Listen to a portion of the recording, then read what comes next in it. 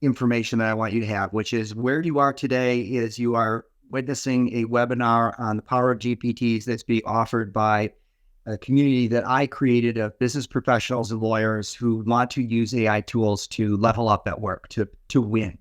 And so it's called AI for the Win. If you want to check it out, you're not already a member. I know most of you are. aiforthe.win.com is the website. It's a thinkific platform with structured learning, certification, quizzes, and endless information to help us not only learn how to use these tools today, but they're changing every single week. And so the point of this community is we're going to keep leveling up as AI levels up. So by, June, July, and by, October, November, you are at the forefront of professionals using AI in the workplace to amplify yourself as a worker, as a expert, as a professional. So check out the website if you're not already a member, and you'll see what we've got to offer. We have approximately 850 members from our prior YouTube channel that we're in the process of moving over into this more structured learning environment. So it's going to be, we hope, the largest community of business professionals and lawyers in the world learning how to use these tools right now in order to 10x at the workplace. So the title of this particular presentation, which will be an hour and a half, we'll left a little extra time at the end in case we need to go further, but we'll try and get you out of here by 1 o'clock Eastern. The title is The Power of GPT. So what I want to talk about is what we are going to do and what we're not going to do today. So our goals today, my goal today, is to introduce you to what these GPTs can do for you right now, today, and how I use them every day, all day, in order to 10x in my law practice. In the AI for the Win project, in that community, there are courses that can onboard you onto these tools, that can teach you how to build these tools, that can help you understand how to interact with these tools. We'll hit a few of those things today, but I'm not going to replicate the courses that many of you already are taking within the platform. Today, I'm going to actually show you on the ground how powerful, incredibly powerful these tools are. So who am I? I'm Enrico Schaefer. I'm a new and emerging technology lawyer. I've been doing new and emerging technology law since 1992, when that new and emerging technology was something called the internet, which you may have heard of. So every time a new piece of technology comes down the pipe, whether it is the internet, whether or not it's cloud, whether or not it's unmanned aerial systems, drones, whether or not it's blockchain, my passion is how technology can change the world. So as a lawyer, I love representing those companies, but I also love digging in on the technology side and knowing more about the technology than other lawyers. So my passion to understand AI over the last year and a half has allowed me to really level up using these tools. And what I am able to do is to be able to take you from here to here very quickly, whereas it took me a long time, a lot of reading, a lot of studying, a lot of effort. So I can jumpstart you to where I am today with some of these training courses and resources that I provide. So let's go ahead and talk a little bit about what we are not going to cover. I think we touched on this a little bit, but there are 2 courses currently in the platform. One is how to create a ChatGPT GPT Plus account, which is setting up your account. You may already have an account. You may have already upgraded to Plus, but it's also going to teach you how to maximize your privacy, your data privacy settings. And it's going to also offer you courses on how to become a ChatGPT power user, how to use the platform, what the functionalities are within the platform, and to really get you where you want to be before we really start to take advantage to these tools.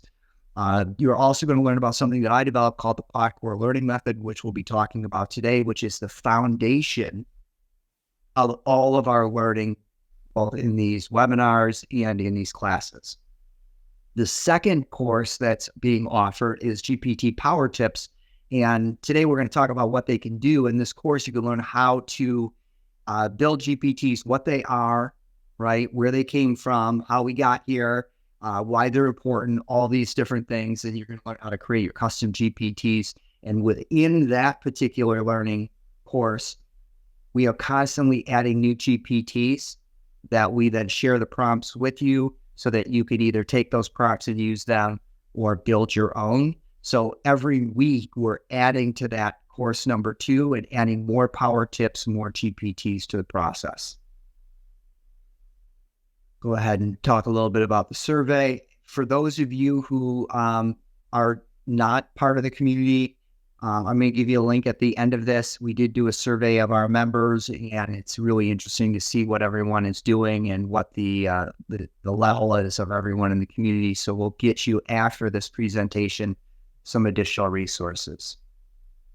So to start today, I want to talk a little bit about the Quadcore learning method before we start really digging into GPTs. And I'm going to show you how one particular GPT is constructed and how we built the prompt and what the prompt elements are, and really the guts of one of the most powerful GPTs that I use every single day. But before we get to that, I want to talk about Quadcore Learning, which is a system that I've developed over the last year, because what I realized very quickly is that this is not about how you prompt the AI, right? Prompt engineering gets a lot of press. There's a lot of talk about prompt engineering. Yes, that is a skill. But if you want to get the most out of these tools, you have to have the right mindset. You have to have the right strategy.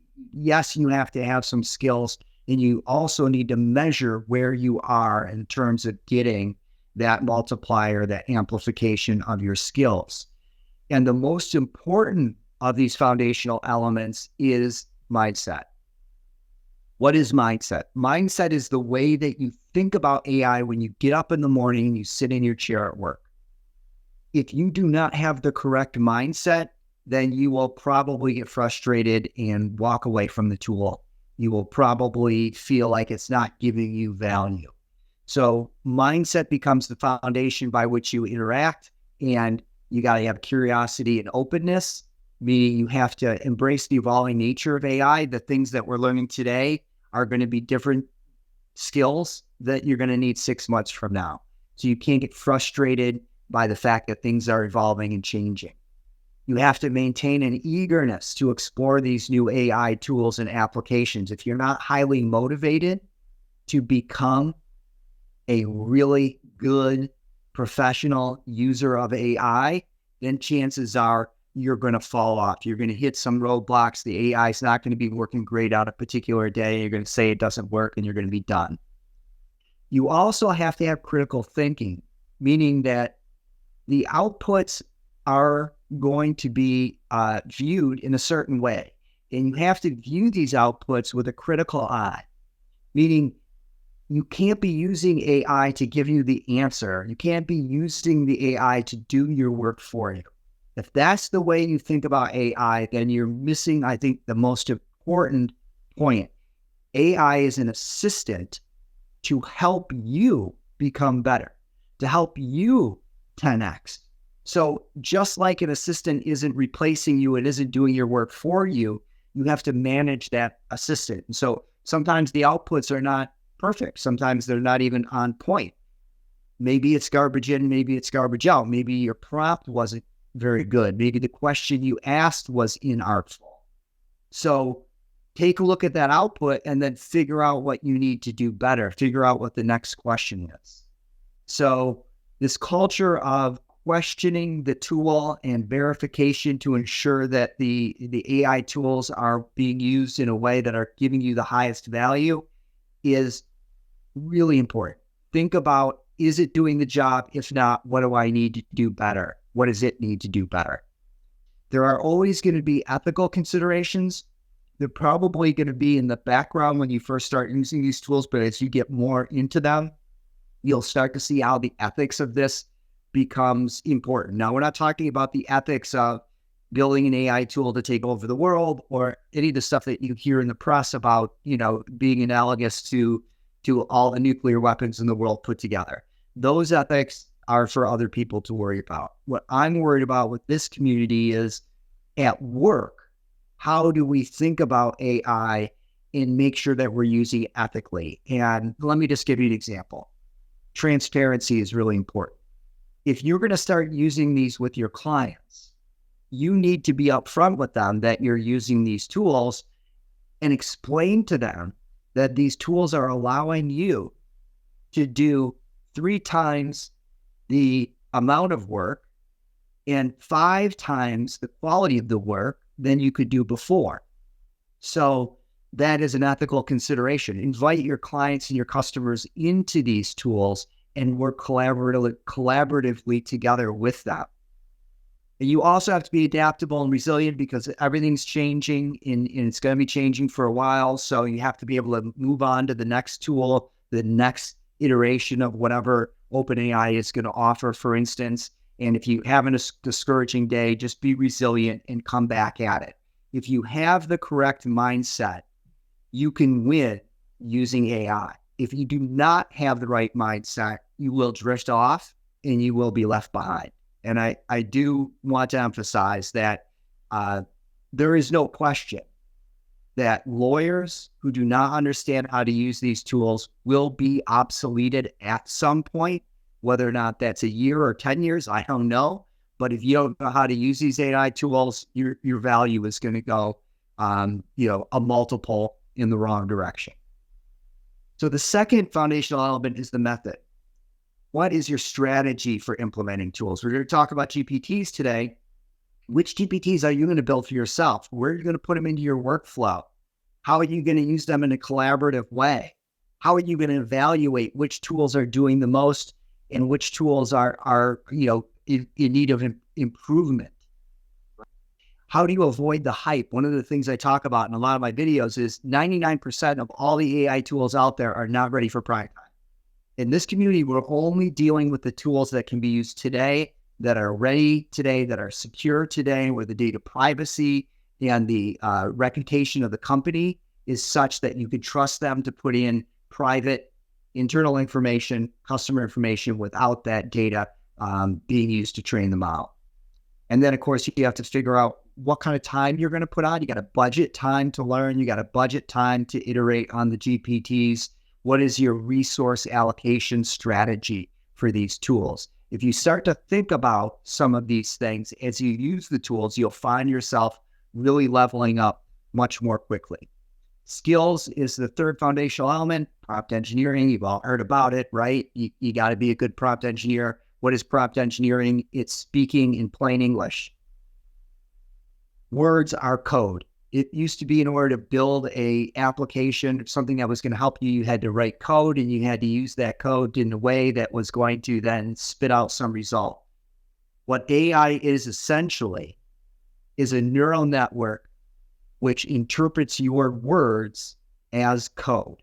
So you don't need to be a programmer anymore. You want to build an incredibly sophisticated tool to help you in some aspect of your business. If you can speak English, you can build that tool without a programmer. So prompt engineering, interacting with the AI systems, you're going to learn as part of these skill sets, and multitasking is huge. I am between applications and tabs on my browser more than I have ever been in my career, and I've always been super aggressive that way. But learning how to interact with the various tools and use them in a coordinated way is going to be a skill you're going to need. If you watch my videos, you know that I'm big on speech-to-text tools. The Whisper AI technology is speech-to-text. I dictate into my microphone using speech-to-text all day long. I barely type. Even if you're a good typist, which I'm not, but even if you're a good typist, you can speak 3 to 5 times faster than you can type. And when you're having to generate a lot of instructions, prompts into these GPTs, to be able to just speak it and have it spit out near perfect transcription in real time, and then cut and paste that into your prompt box, into your input box on the chatbot, is huge. So that is a skill set. And of course, continuous learning, adaptation, and collaboration with the AI system is really important. And then one thing we're not going to talk a ton about today is measurement. We've developed an AI amplified factor, which essentially says this: if you think that AI is about just time, being able to do something faster, you're missing the point. there are at least two other aspects to amplification. Am I amplified 2x, 5x, 10x? Time efficiency is one, but sometimes using AI, you're going to actually take more time, but the quality of your work is going to be 10 times more. You take twice as much time and you get 10 times the quality. Hey, that works out for you and it works out for your client. And then there's going to be these intangible value additions. One of the things that I constantly am harping on is that AI tools are relationship builders. Your ability to build relationships with your clients, your partners, your adverse counsel, even using these AI tools is insane. I tend to be really matter of fact, right? So when I'm writing a response email to my adverse counsel, I'm essentially saying something like, received your email, I disagree, here's what's going to happen next, and you have till Tuesday to respond. You feed that into a GPT tool that's designed for communicating with adverse counsel, you're going to get a whole different email with a much better tone. The first emails I sent out using these AI tools many, many months ago came back with attorneys I've worked with year in and year out were adverse to me. And the response emails were insane. It was to the effect of, hey, Enrico, I just wanted to thank you for your email. You're right. I really appreciate, your comments, and I hope you have a great weekend. Never received an email like that before from this attorney, all because of AI. And there is this tool that I built called the AI Amplify Factor that I'll be sharing with you, where you can actually take a task that you just did, and it will compute for you how much you were amplified. All right, so let's go into what I think is the really cool part about GPTs. Why are they so powerful? And again, if you don't know what they are, go take a course in our system. We're going to walk you through what GPTs are and why they're important. But today, let's just assume you know that. Why are these GPT assistants that you can create so powerful? And because they're AI tools you can use at work that are not generalized. They're specific. They're specific to your needs and your instructions. So number one, when OpenAI rolled these out in November, they increased the number of pages you can upload into a GPT for context. So up to 300 pages and maybe even 1,000 pages in some instances, and continually increasing. Meaning that if you want to build a GPT to do something specific, and you wanted to have your own proprietary information and knowledge, for instance, the client file, as part of its knowledge to help you, as part of its neural network, you could upload that into the GPT, as you're going to see in a minute. And now it's a specialized assistant for that specific case to help you with any aspect of that case. So you can upload a lot of knowledge into these GPTs, and you can provide custom instructions which tell that GPTs you're going to see what exactly it's going to be assisting you with. It's got more data privacy options, which is also great. So this customization aspect is really important because you can program it, you can save the programming, and then you can continually upgrade that instruction to that specific GPT that might be a client email assistant. And then you can upload information, context into it to give it more knowledge. And then you can also, with these GPTs, share them around with your teammates and your colleagues and your clients so that you can work on that issue together. You could have a multi-channel threaded discussion where you're saying something and then they're saying something. They're asking questions, then you're asking questions. So that was a massive leap forward in moving these GPT tools from the ChatGPT chatbot from, wow, this is really cool, I can see how this might help me draft a blog post, to now I can use this at work. Now I could build something that's just for me that solves my specific problem. So think about them as AI assistants or robots made just for you. And they're going to break them down into two categories: repetitive tasks and long-term projects. So build a GPT for a repetitive task. I got to send a lot of client emails. So I built a GPT assistant that is specifically designed to help me with client emails. This is a client email assistant for lawyers. I actually built this for all lawyers, so you can use it. You'll get the link at the end of this.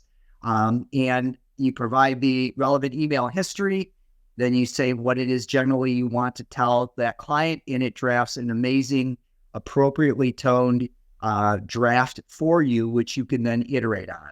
Make this more casual. This is a good friend client. Change the tone to be more direct and more serious. Expand on this particular email. You work with the GPT to get it just where you want it to be. So outstanding invoice collections. My outstanding invoice, so the office manager sends a reminder that they're 90 days out on an invoice. At that point, me as the attorney, I'm supposed to jump in, right? So what do I say to that client to try and get them to pay? I built a GPT assistant that's designed to have the right tone and the right approach to be able to draft that email for me. What you do is you upload the entire history of those invoices. It'll calculate how many months they're behind. If they made a promise to pay, then that's in the chat history that you've uploaded into that thread. And that will mention that in the response. So you may recall on this date, you indicated you were going to make payment arrangements. We still haven't seen that. So it's a repetitive task. I got to do that every month. And I built a GPT to help me. And guess what? My collection is way up. That's real money in our firm's pocket. Okay? Client assistance, better client emails, where at the end of the week on Friday, the ones I'm using ChatGPT for, I'm getting really personalized responses from the client saying, Enrico, I just so appreciate you. Just have a great weekend. Relationship. The relationship is worth money. And that's what we're here to do, is to try and level up at work so we could do better for ourselves and our companies. I got a lot of Airbnb arbitrations. I built an Airbnb arbitration assistant. And we're going to get into the guts of one of these in a minute, but I just want to give you some examples of the types of assistants you can build. Another Airbnb arbitration assistant when the host is terminated for breach of the terms of service, when in fact they didn't breach. I've got an adverse counsel email assistant that is specifically designed when I'm communicating with adverse counsel.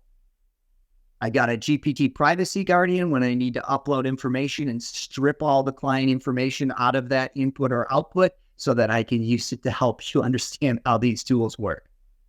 Prospective client prep call. We have a intake system that's really sophisticated. I get somewhere between 8 and 20 new prospect emails per day off organic web search.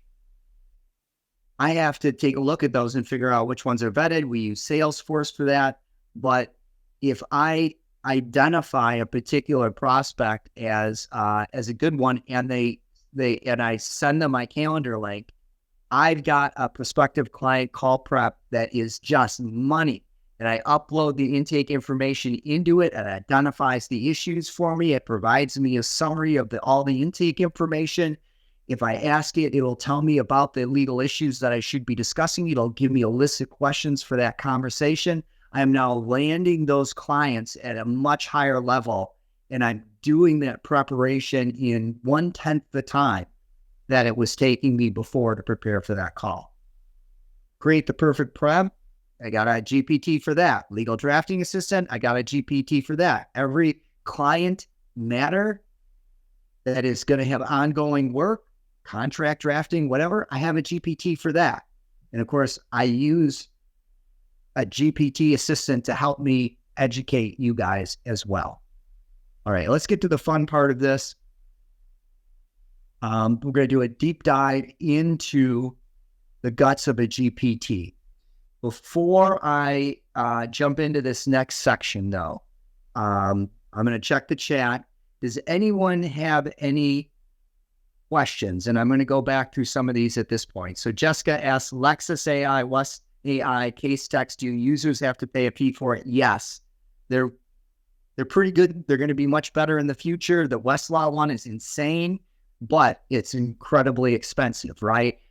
So I love this question, Jessica, because what these GPTs do is they allow you to not pay some of these other platforms, right? Because right now, these other platforms, they're gunning for big law, right? They don't care about, anyone except the money players in the game right now, which are these big law firms who are going to pay $1 million for Westlaw subscriptions for a huge team, right? these GPTs are there to help you along the way. Now, let me just make a note about this one specific topic for you lawyers on the call. ChatGPT and these other generic AI tools do not have access to case law research. So you've seen the articles where the chatbot, where OpenAI ChatGPT made up a bunch of case sites, the lawyer submitted them to the court, got in big trouble. You could say, I guess, okay, well, ChatGPT sucks. No, user error. ChatGPT does not have that database that Westlaw and Lexis has of cases and statutes, so it can't possibly do that job.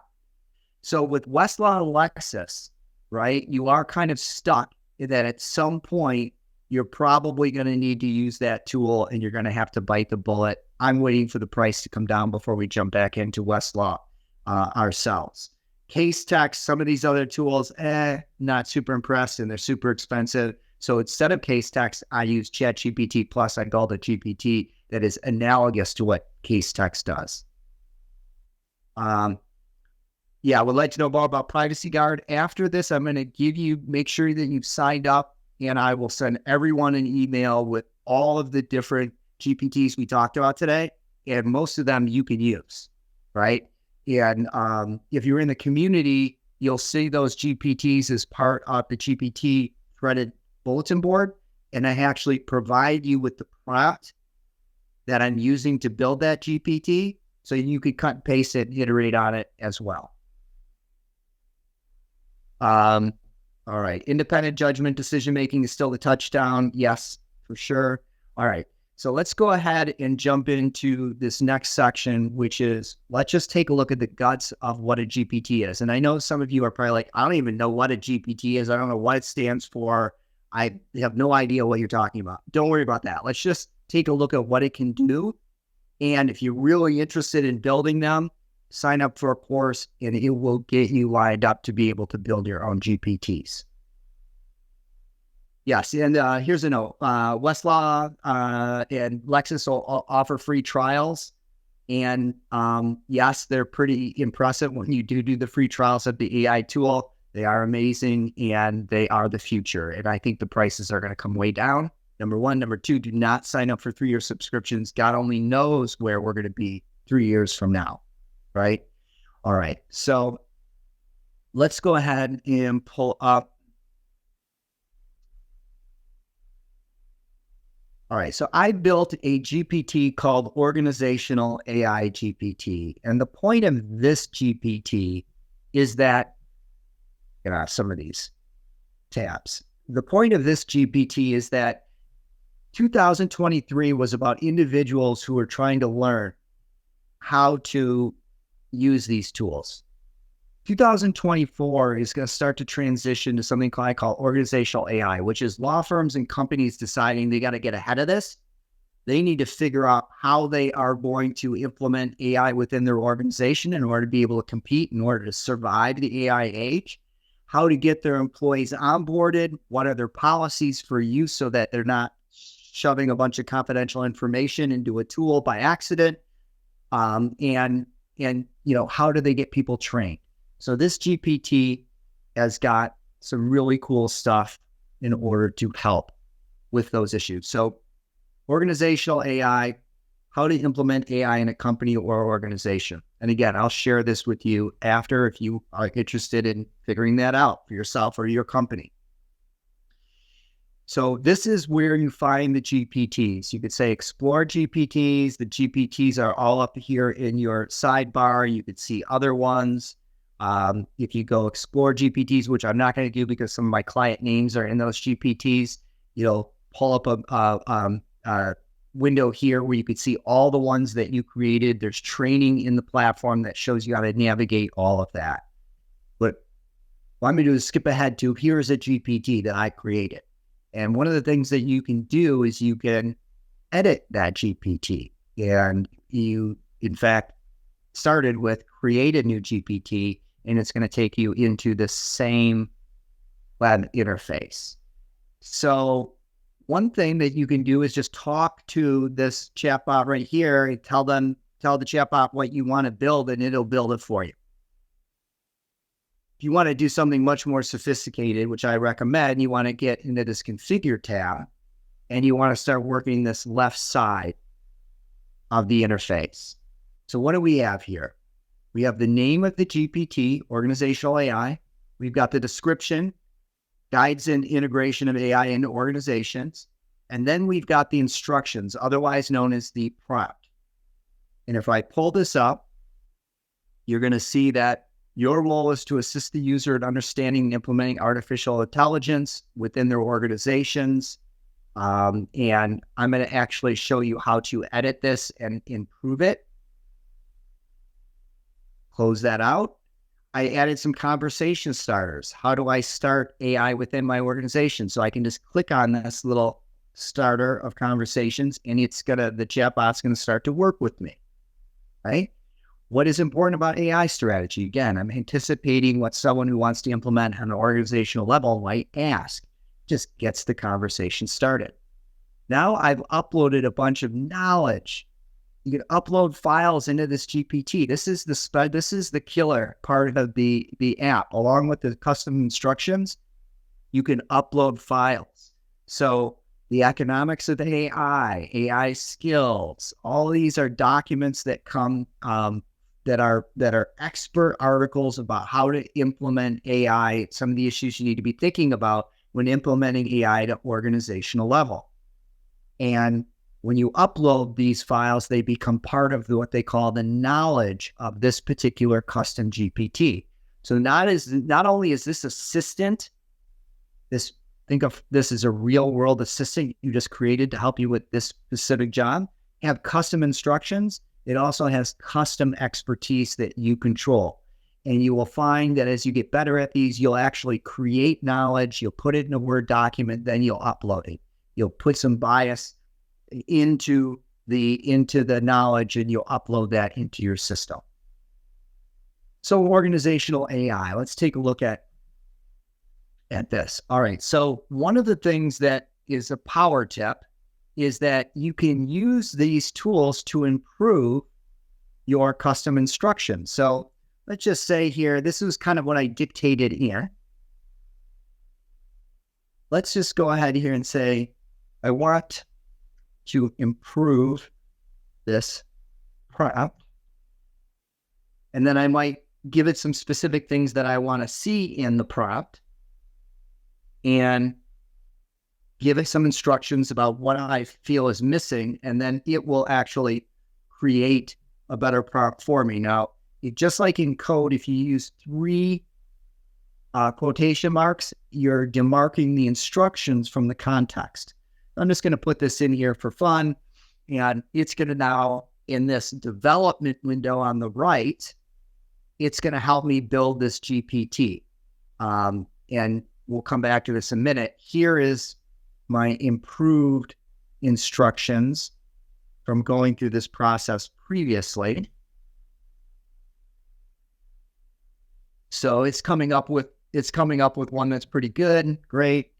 I'm going to basically stop it, and I'm going to put my new custom instructions here. I'm going to update this and choose only me, anyone within my team, anyone with a link, the whole world. You can pick who actually gets access to this GPT. All right. So now I've got a really sophisticated instruction. Let's break it up.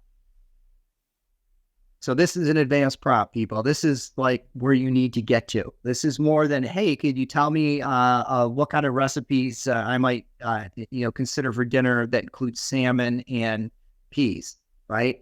That is not what professional use of AI is all about. So what I've broken down this prompt into some categories here. There's something called role, and if you get into our advanced prompt engineering classes, which we're rolling out in the next couple of weeks, what you want to do is tell the assistant, what is the role it's playing, all right?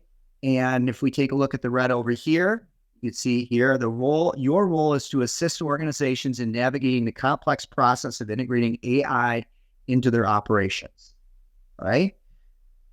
You're going to have a task. What is it you're asking it to do? The task includes explaining AI fundamentals, developing AI strategy. So in orange, there's some overlap here. But in orange, I've identified where in this prompt it knows what it has to do, right? You will provide detailed step-by-step guidance on various critical aspects of AI. Here's how you will assist. Simplify complex AI concepts. Guide organizations in crafting an actionable AI strategy. Advise on establishing an AI acceptable use policy that reflects organizational values and legal considerations.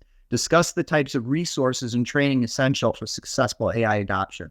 Now, this particular prompt came as a result of me taking my first prompt and using whisper technology and speech to text saying, this is a great prompt, but I really want to dial in this GPT. Here are some of the things that I'm thinking about for improving this prompt. And I basically dictated some of the things that I thought were important. Like, I do think training is important, right? I do think resources are important. Let's integrate that into the GPT. And just by speaking those instructions and then putting it in there, it's going to follow those instructions to create instructions. All right. So role in interaction. So this is what's called a conversational chatbot that I've created, meaning I don't want a chatbot that just spitting out answers. I want it to challenge me. If I have an assistant, real world assistant, I don't want him to just do everything I tell him to do. And we're creating what is analogous to a real world expert assistant to do this one job that's available to me 24/7. So I want the assistant to challenge me, come back and say, hey, I need more information. Hey, I don't agree with this, right? So I asked as part of my speech to text, I said, and by the way, I really want this to be an interactive conversational tool. So make sure you ask me questions when you think that the information would help you give me a detailed and comprehensive response. And so in the green here, we've got probe for more details about the organizational's goals or tech infrastructure. Provide personalized advice. Engage in dialogue to understand the organization's specific concerns. Request information for organizational's current capabilities. These are some of the skills that we teach you to start integrating into your interaction. And I think you could start to get the idea here that if you're just talking and typing in a few prompts into ChatGPT, you are not at the 5x, 3x, or even 10x level of amplification, right? In order to get there, you need to start thinking like this. Now, keep in mind, all I did was talk at the AI in order to prove this. It came up with this entire prompt, and all I did is put it back into ChatGPT, and now it's there forever. I don't have to do that again. It's like teaching an assistant and never having to repeat yourself.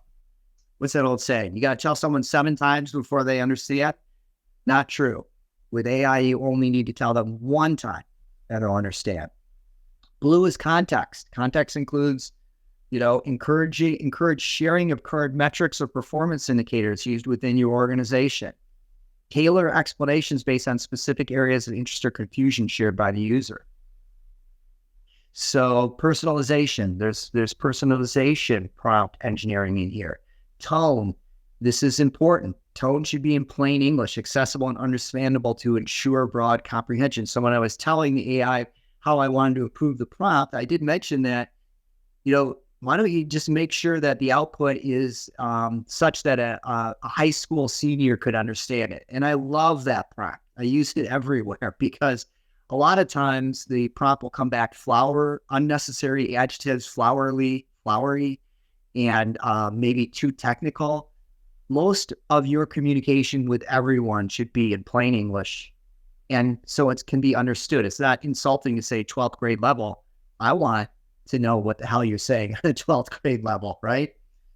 Another favorite prompt, go step by step. This is one of the things that you'll hear out there in the YouTube world and the blogosphere is that AI does really well when you tell it to go step by step instead of just spewing out an answer.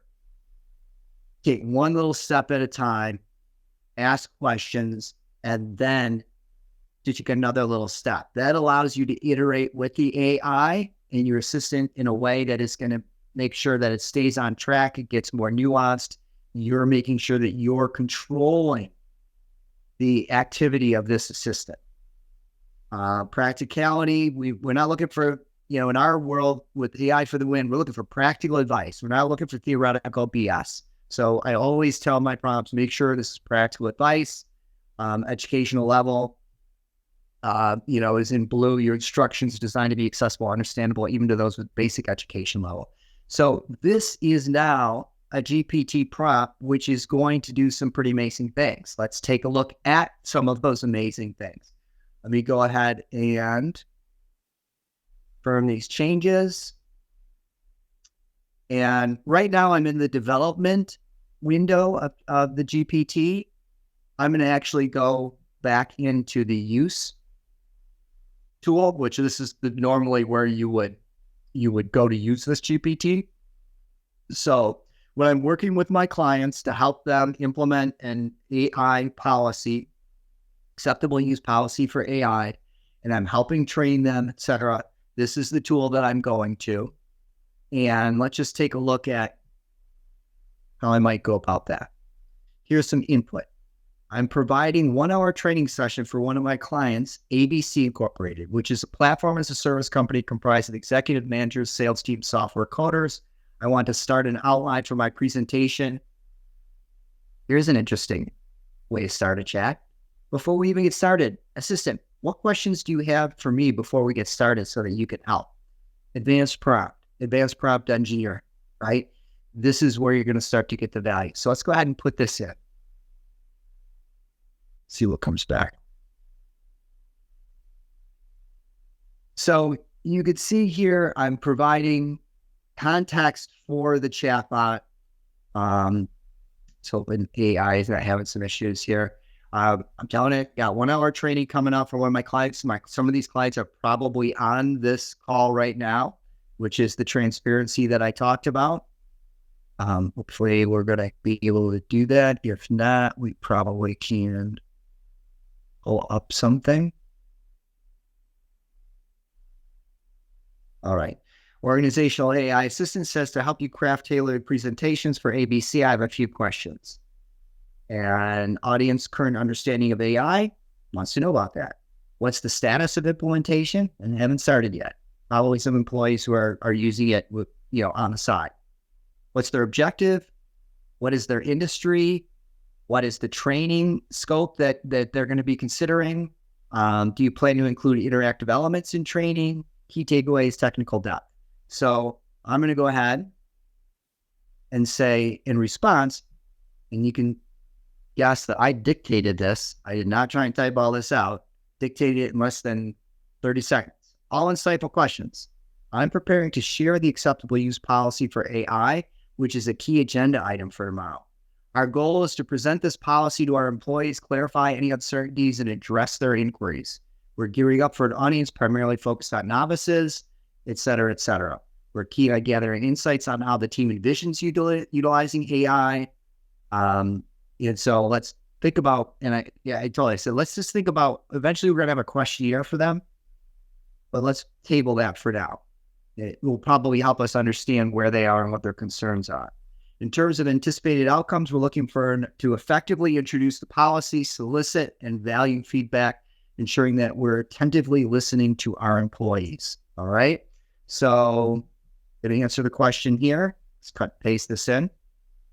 And you can see now, one of the important things that you need to understand when you're dealing with AI, which is it's an iterative process, right? This isn't give me an answer. This is you're working with an assistant. You're providing that assistant the necessary context. The assistant's coming back with you with something. You're reviewing it.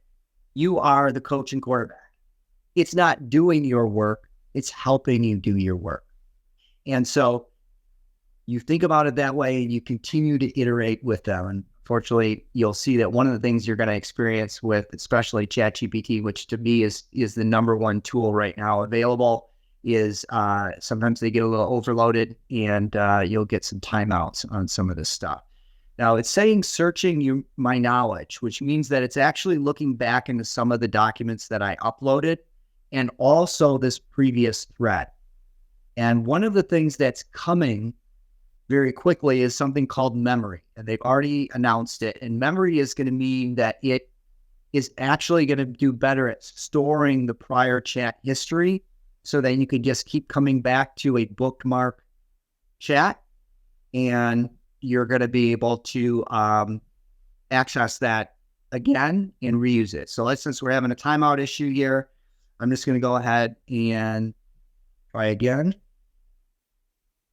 I refreshed my screen in order to get rid of the error and go from there. Something gone wrong. So what I'm going to get in probably in my email is OpenAI is experiencing a little bit of problem. They usually fix those in a few minutes.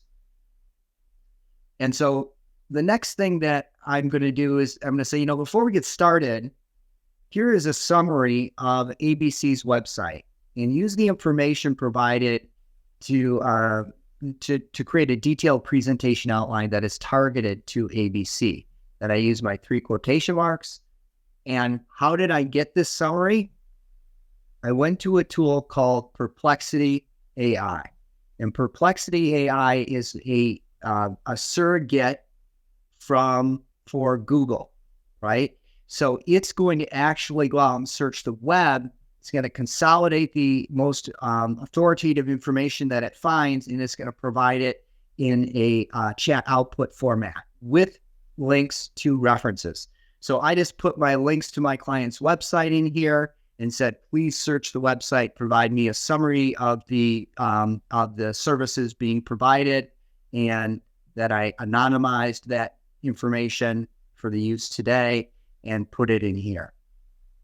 So let's go ahead and go down to the next one. And basically with this one, I actually uploaded the acceptable use policy as part of the thread.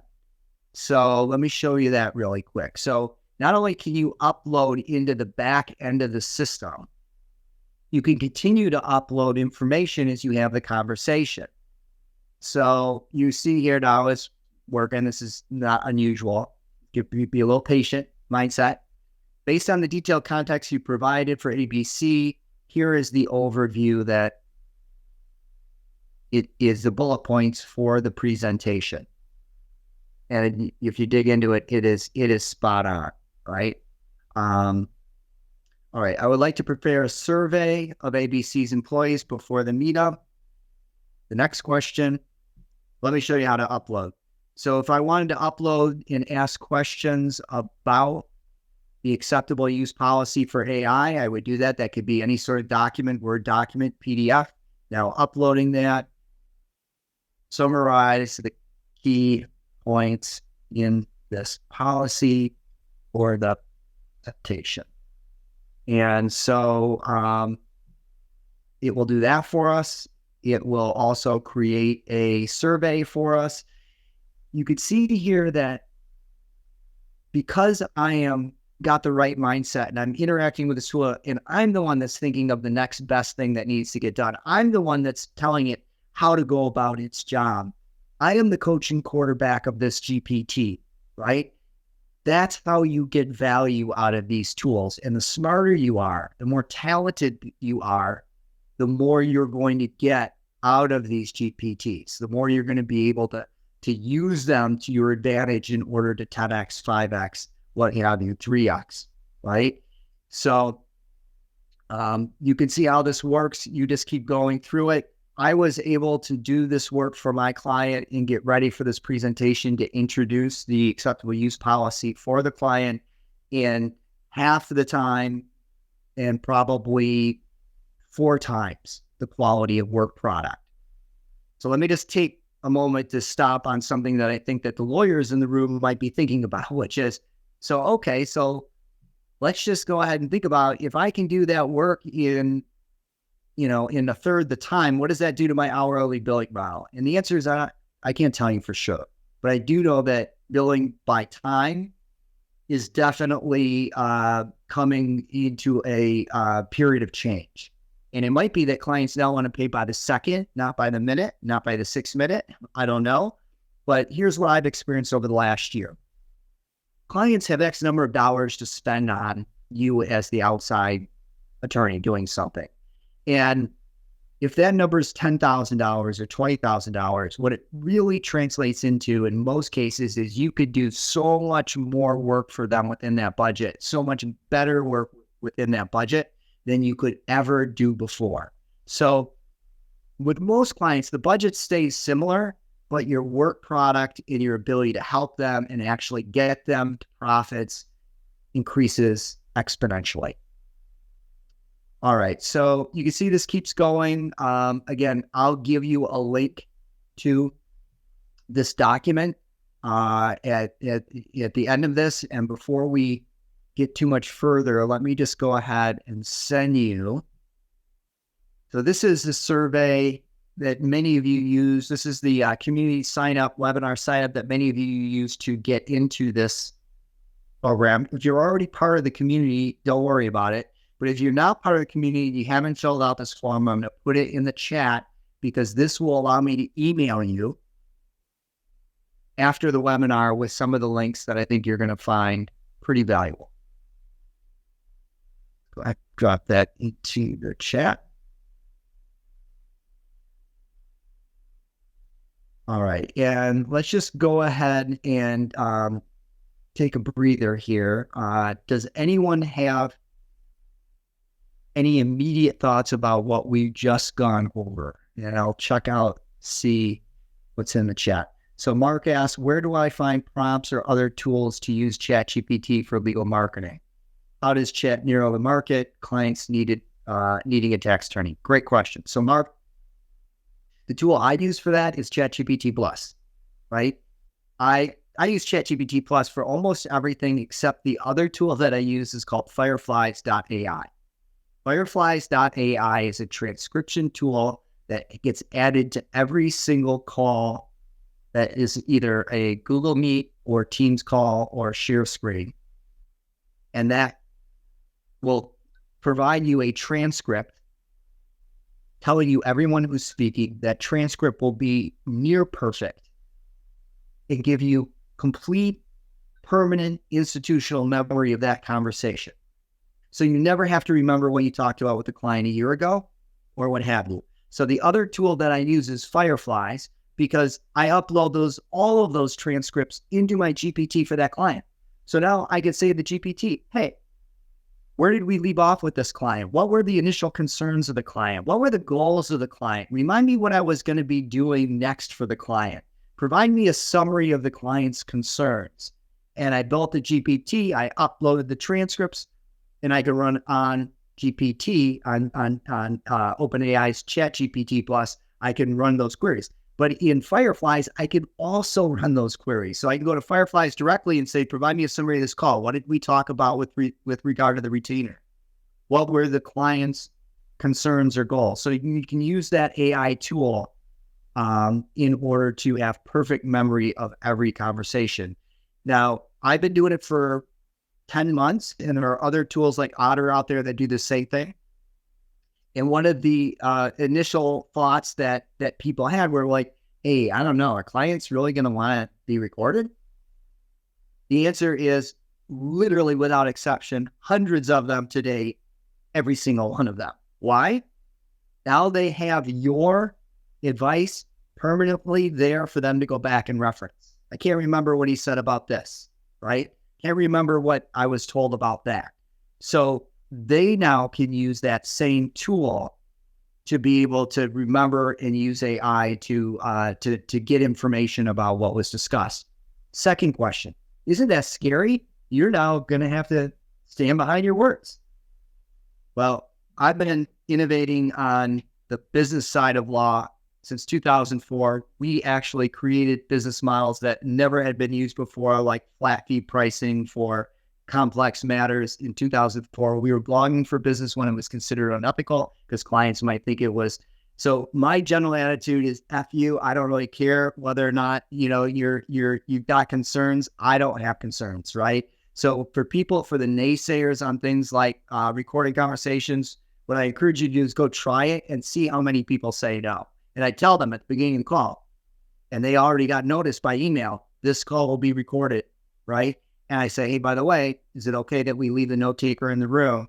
And they always say yes. And they find it incredibly valuable.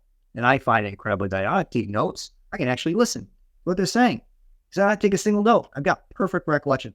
This is an example of how AI is going to change how you practice law. your abilities in practicing well. All right, some more questions. When will ChatGPT become HIPAA compliant? It's a good question, and I think it probably already is. So I was able to get into the back end security room for OpenAI to see their protocols. You have to get access. You have to ask for permission. You get limited permission. OpenAI understands that they live and die on security, and that any security issue is going to potentially kill what is quickly becoming the most valuable company in the world. They also have to deal with GDPR, right? So in Europe, so they have got incredible systems in place for data security. No one's perfect, and there's can always be data breaches. But guess what? Do you use Google? Do you use Gmail? Do you use Google Docs? Do you use Microsoft Cloud? Do you use any of that stuff? Because they also can have problems because it's all cloud, right? So some of that is just part and parcel to all cloud-based technologies, but I would do a search on perplexity.ai for this exact question and see what comes back. Okay, I have ChatGPT Teams. How do I activate Turbo, GPT-4 Turbo? It is activated. You're already running it. It's not an option because they just baked it in. Do you put the fact that you're using ChatGPT in your engagement letter? Not yet, but I think we're moving in that direction. What I do is in our introductory call, which is again recorded, I say any number of things. I explain the retainer in detail. I tell them exactly how it's going to work. And I let them know that we are an AI-enabled law firm, meaning that we are able to deliver more for less. And I tell them how that is going to happen. And again, why wouldn't you be thrilled, right? Now, every once in a while, I'll have a client that's engaged in something that I think is incredibly sensitive. And I don't know if I'm going to get some sort of federal subpoena down the line on it, and I will avoid AI tools on those matters. But otherwise, I'm transparent, receptive to any comments or feedback, and in most cases, we're rolling with it. Let me add something to that answer. With ChatGPT, there is something called share. So with my clients, I can actually take, see if it's having a problem here. It looks like it's having a little bit of a hiccup this morning. There is this share feature over here in the top right. There it is. And I could take and share this entire thread with whoever I want, my partners, my client, what have you. And if you are in something called ChatGPT for Teams, which I am here, meaning I have an organization set up on ChatGPT, I bring my employees onto the platform, which I control. And when you're part of ChatGPT for Teams, which we're providing training on that, which is going to be key for organizational AI, you can not only share a thread with someone, but you can continue to see the conversation evolve as you go back and forth.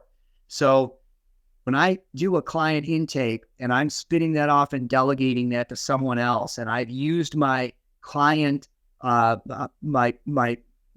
GPT that's helping me prepare for that prospecting call, I then send that link to whoever I've delegated to, as well as the Fireflies link. So they have, again, complete information about everything that was discussed, and my thoughts are going to be revealed in the input on these threads. So you can see that it's a deep dive, and I know that, with some of this stuff, you may be thinking, wow, I'm never going to catch up. There's no way I'm going to ever get from where you are today to where I am. I will tell you that you can, right? And you don't need to get to where I am exactly. If you get to 1/2 of where I am, you're going to be multiplying your abilities as a fill-in-the-blank lawyer, business professional, founder, whatever it happens to be. And it's just a question of, continuing to work with the tools, getting the training that you need, and just keeping at it. And I can fast track you if you want to jump into some of these courses on some of this stuff in order to be able to get from here to there faster. But there's also YouTube videos out there that you can search for to help you with a lot of stuff. And certainly a lot of blog posts that are there to help you with a lot of stuff. So it is possible for in 2, 3, 4 months from now for you to be in a place that you can't even imagine, right? So I encourage you to start down that path. All right. So, prop sheet is great. This is going to be, Kwame is reminding me that one of the ways that we ended up with this community of 800 plus people is that I built a prompt engineering spreadsheet. So let me go ahead and show you that. And then do a share screen. And so we talked a little bit about prompt engineering today. So you saw some really advanced prompt and prompting. Here is a spreadsheet that I just sent you a link to. You have total access to it, share it around. And this is instructions on how to prompt. And it just starts out with how to use this sheet. There are tabs at the bottom. You're going to hear what it's good at, what it's not good at, right? Here's the rules for prompting. Remember, we talked a little bit about the art of prompt frameworks, which are, they call it like RTF, RCTF, RTCEF, whatever. It means role, task, format, tone, right? Or role, task, context, examples, format, tone, and then it gives you examples of those prompts. So we're about to launch into a whole training program that's going to do a deep dive into some of this stuff. But this will give you a feel for the types of things that you need to be thinking about when you are speaking plain English to your assistant doing the jobs that you're instructing them to do. Now, there is also something that is pretty interesting. I mentioned it a little bit earlier, so let me just go ahead and pull it up here. When you log into OpenAI as ChatGPT user, you come to this screen. But if you go to www.openai and you log in there, you have options. And one of the options is to get into what's called the playground. And the playground is there for developers. Well, guess what? You are all developers because you could all speak plain English. Words are code, right? But the reason that I use the playground is that one of the playground items is called Complete. And within that is this speech to text tool, which is based on the OpenAI Whisper technology. So I just talk to my assistants all day long. I tell them what it is that I want them to do. I provide them context instructions and really just in a stream of thought fashion. I don't have to get things in the right order. I can go back and when I'm prompting and say something I wish I would have said at the end of the prompt, at the beginning of the prompt. It doesn't matter. It's going to interpret all of that correctly. And I'm able to really drive a lot of instruction to my tools. And you'll see that unlike Siri, the Whisper AI technology is nearly bulletproof, right? So it does a really great job of speech to text. And so I have it open as a separate window all day long. And I put it off to the left. And whenever it is that I need to drive content, I'm doing speech to text. So I'm doing a affidavit for a collection matter on attorney's fees. How did I do that? Well, I opened up a GPT. I uploaded the background information. I uploaded the motion to dismiss based on jurisdiction that was filed by the adverse party. I needed to establish minimum contacts. And I just started talking to that generalized GPT saying, here's what I need to do. I need to have the declaration. I'm going to upload the brief they filed. We need to address those issues. I'm going to upload the research that my partner did that we need to account for in my declaration. We need to hit all of the elements in the cases cited in that brief. I want you to help me draft a declaration. But before we get started, I want you to review the brief that we filed in response. Take a look at the cases in there, and I want you to ask me questions that will help reveal the types of facts we're going to need in order to establish jurisdiction. That's a real world example of how I would go about building that declaration. And I was able to draft and iterate on that declaration all day long and get it rock solid and have it meet the elements that were required by the case law in Michigan on minimum contacts. Okay, could you please provide a list of all the tools you use on a daily basis in your practice? Yes. Perplexity AI I use for Google search. I don't do any Google search anymore. I use perplexity.ai, free version. You can get into the $20 a month version. I haven't had to feel the necessity of doing that. They have good security, data privacy built into their tool. And so instead of a Google search, I'm using Perplexity to get information and develop expertise. ChatGPT does not in and of itself have access to the internet. And it was built, the model was trained on all of the internet data through, can't remember what month, 2023. After 2023, that month, it doesn't have that as part of its data set. So there are plugins for ChatGPT that can access the internet. Don't bother with that. Just use perplexity.ai, which is designed to do internet searching and provide you a link to the reference source material so that you can see exactly where this information is coming from. So perplexity.ai, fireflies.ai, I've been using forever. It is the one thing that you could do today that is going to make a huge difference, because you're now going to have perfect knowledge of every important conversation with the client or customer. Even our partner meetings, we don't have to remember what we talked about the last one and what were the tasks. I can just go to the transcript and say, what were the tasks coming out of the last meeting? It gives me a perfect list of tasks coming out of the last meeting, right? Really, those two tools and ChatGPT are the ones that I use as my core tools. I rarely get into other stuff, right? Now, because I'm running this community and I've got to develop some images and videos and stuff, which you guys probably don't need to worry about, I do use some other tools for that, right?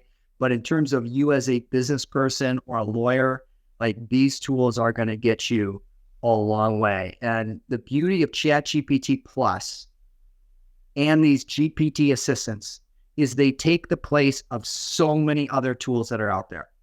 So what OpenAI did is, when they launched, is they gave developers access to what's called their API, which is basically you can connect whatever it is your code is to their tool.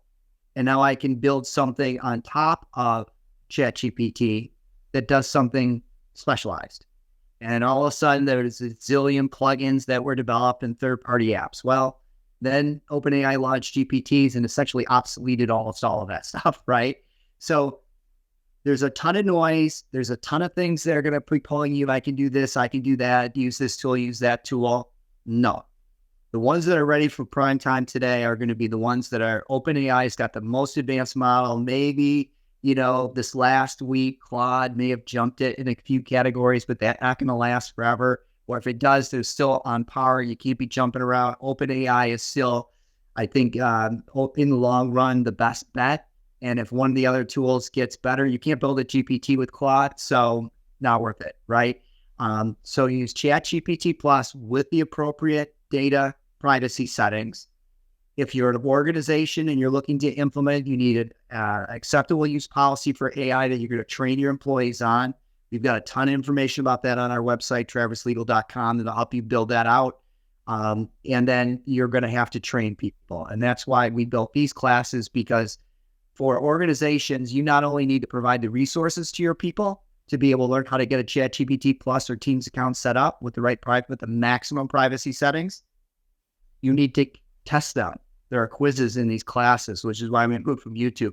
Quizzes that you have to pass in order to get your certificate. So if you're an employer, you know who got their certificate and who did not, right?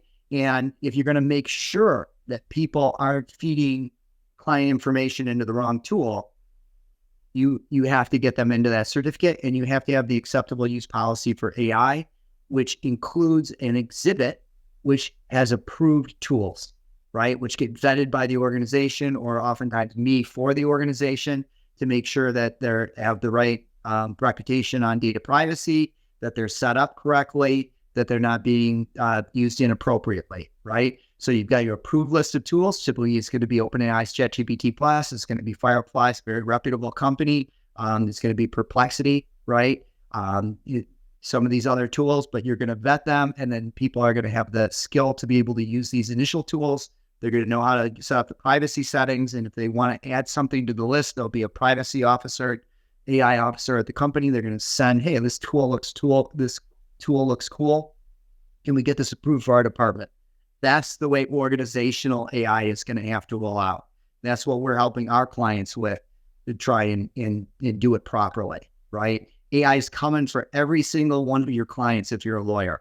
If you're a business person, all of the tools that you're using in your business right now, by the end of the year, are going to have some sort of AI baked into them. You need to not only know how to use those tools, you need to figure out how to leverage up your teams so that they can start competing with your competitors, who are definitely, some of them, thinking about how to leverage up with AI. Firefly's free version have some privacy settings as the paid version. Good question. I think so, yes, but I would double check that. Firefly's understands these are private conversations. Its whole model is built on privacy. So I think the answer is yes. I pay $20 a month for ChatGPT Plus. I can't remember what the Firefly's cost is, but it's not cost prohibitive. It's relatively inexpensive. Perplexity I use for free, right? So for me individually, the cost is nominal. For the other people that I bring on board through our teams, our OpenAI ChatGPT for Teams organizational tool, which is the same as ChatGPT Plus. It just, you get organizational control of who gets access to it, and it's built-in privacy. We've got 9 people on our team, so it's 9 times 20 a month. Not inconsequential, but the way I try and think about it is, if I'm getting 2 or 3 times the amount of quality and effort and efficiency out of each employee, there's no question that I'm getting maximum value. ChatGPT paid version, same as ChatGPT Plus. Yes, if you're on the paid version, $20 a month, you are on Plus. And there's some videos that I did on my YouTube channel, which, let me give you a link to that talk about some of these things. And that if you really want formal training, you can get into the formal training, which tells you how to get set up on ChatGPT Plus. Let me just go ahead and find YouTube channel. So this is really where I started, and I've always been very motivated to share my expertise with people and to level up people on an industry level. And so I started with these YouTube videos training professionals how to use AI to win, and realized there was tremendous interest, and the thing kind of blew up. And then I realized, doing a one-off video on one thing isn't going to cut it. It has to be structured. There has to be testing involved. And so then we still do content on that channel, but the real structured stuff happens through the community. And if you're interested in joining the community, it's $119 per month. You get, if you get registered, I'll give you a free trial, which will actually allow you to take the classes for free, and hope that you'll stick around for the next classes, which will be endlessly coming down the pipe to make sure that you get from here to there, wherever there turns out to be. All right. Any other questions or thoughts as we come to the end today? Could you please explain how to turn off the training feature in GPTs? Yes. So they changed that. I followed your instructions for turning off the training feature in Plus, but it's unclear about customizing GPTs.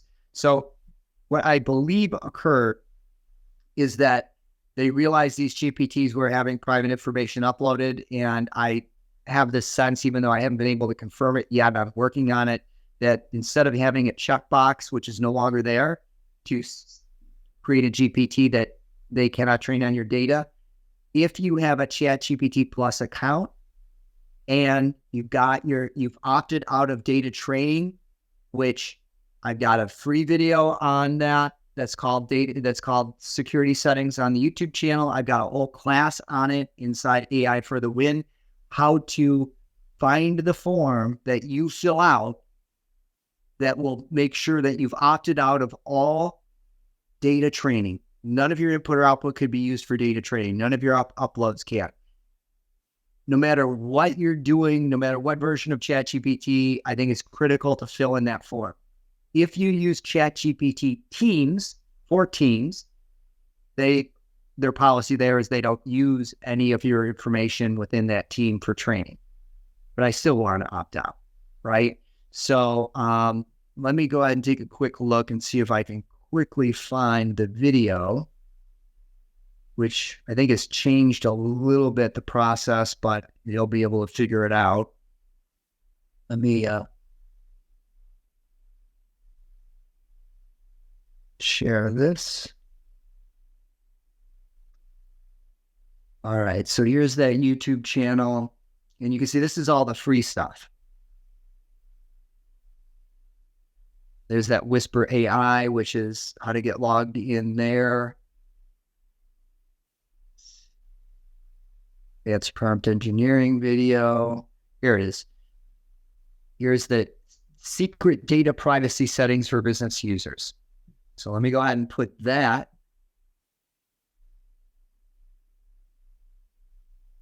into, right? And again, in the AI for the Win community, there is these classes which guide you through it and test you on it. So you go to the student dashboard and you go to create a ChatGPT Plus account. One of the classes is how to maximize your privacy and protect confidential information. And so these are very substantial videos that culminate in a quiz. And at the end of this series of classes, you actually get a certificate. So you feel pretty confident that you can get the security settings set up correctly. In this class, we talk about the Quadcore learning method, which I think is the most important aspect of all of this. Understanding the user interface, core features, how to set up your account if you don't have that set up correctly. If you are really interested in building GPTs, then this next course is for you, because this one is, not only how to do it, but endless content every week added with a new GPT that I use, and teaching you how to build it and how to do it correctly. So what are GPT assistants, building advanced GPTs, how I use GPTs every day. And so this one is a video, for instance, on how to build a prospective client called GPT Assistant, and then how to use that assistant, approaching it in the correct way, how do you interact with it, all of that stuff. All right. Any other questions before we finish up today? All right. Let's see what that has to say. What are the triple quotes again for the prompt? All right.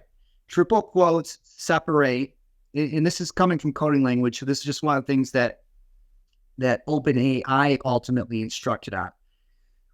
A lot of times your prompt has two different sections. One is you're telling it what to do, and the next is you're providing it the contextual information. So let's just take a client call GPT. The first prompt is, I want you to help me draft a email response to my client. And then I use 3 quotation marks, because then the next piece is going to be, I'm going to cut and paste the history into that prompt.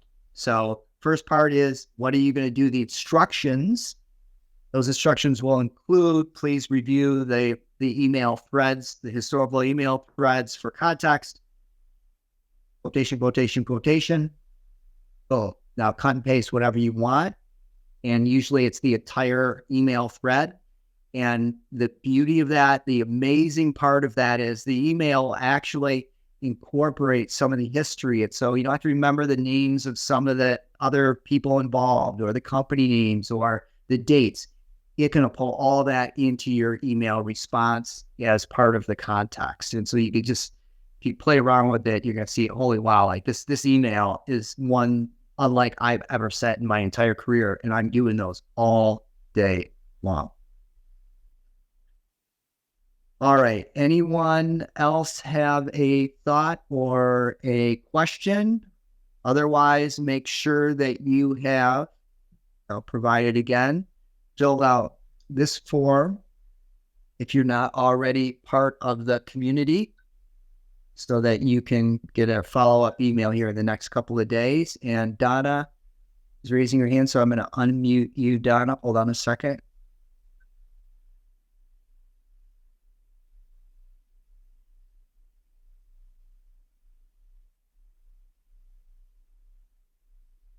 All right, Donna, you are unmuted. Donna, you're live. Yeah, sorry. Yeah, you answered my question. You answered my question about the triple quotes. That was my original question. My last question is, do you cover any copyright issues in your training classes at all? No, and so it's a great question, because there's a lot of ancillary stuff that goes on in the world of AI, and we really just, for the most part, avoid all of that. We're really focused on training you how to use these AI tools to win. But OpenAI is being sued for copyright infringement because it ingested the entire internet, right? And then created a neural network on top of that. Is that fair use? Is that not fair use? They're figuring out a way to compensate people, licensing moving forward. My view is in all of these years, that kind of stuff gets sorted out one way or the other. And no one's coming after the users, right? Right. So I wouldn't worry about that piece. In terms of the content that you're generating with the AI, whether or not that's protectable, maybe not. Right. So if you were to use the AI to invent something, does that belong to you, or is that it has to be human created? So maybe it's not human created, right? So if it's not human created, maybe it's not subject to patent. So, there's a lot of those kind of nuanced issues, which we just try and avoid getting sucked down those rabbit holes, because there's really no answer. And are you doing licensing does your firm, because I'm doing licensing, does your firm do licensing for AI tools? Yes, we do a lot of licensing across all levels, including licensing of AI tools, whether or not it's a software licensing strict or a service agreement. Software as a service platform is a service, usually in the AI context, what's going on. But that's part of our core business. And if we want to partner with you on that, how will we go about that? All right, good question. Let me go ahead and show you where I live here. So I started Traverse Legal in 2004 with the motto of changing the way law is practiced, using technology to innovate on the business model of law. So here we are, the most exciting part of my journey, because of all the different things that have allowed us to innovate to deliver more client value. There's nothing that has come along like AI. And so that's why I'm so excited to share what I know, because if it's just me doing it, that's not changing anything. But if I got an army of lawyers out there who are pushing on the edges of AI use, now I've got clients who are calling and saying, hey, I want to make sure you're AI-enabled law firm, because I want to get the most value for the buck, right? So I don't want my clients to luck into great value. I want them to be seeking it. And that means that there has to be market demand. That means there's got to be a lot of lawyers like me out there. Yes. Yep. As someone says, especially for attorneys who file briefs in court dockets all the time, aren't they almost contributing as much copyright material as they might be unwittingly from others on the internet? Yes, for sure. I mean, there's so many nuanced issues with all this stuff. I understand it. It's kind of part of my world. But like I said, the beautiful thing about my world is there are no answers, which means there are lots of people who can pay me a lot of money to figure out what the answer might be 10 years from now, right? And that's the way my world works, fortunately, unfortunately. And Tony, appreciate all the feedback. I will be, asking for feedback on this in the coming days so that I can continue to improve these webinars. We're going to be doing them on a monthly basis. At some point, they'll just be internal for the community. But for now, we're really just on onboard people. If you know people you think might be interested in joining the community, send the link AI for the win around and have them kick the tires. One of the emails you're going to get from me, if you're not already part of the community, is a coupon code to use to get free access so that you can come inside the community, the bulletin boards, the classes, take the classes and see what it's all about. Our hope is that you'll see the value, you'll feel the passion, and you'll stick around.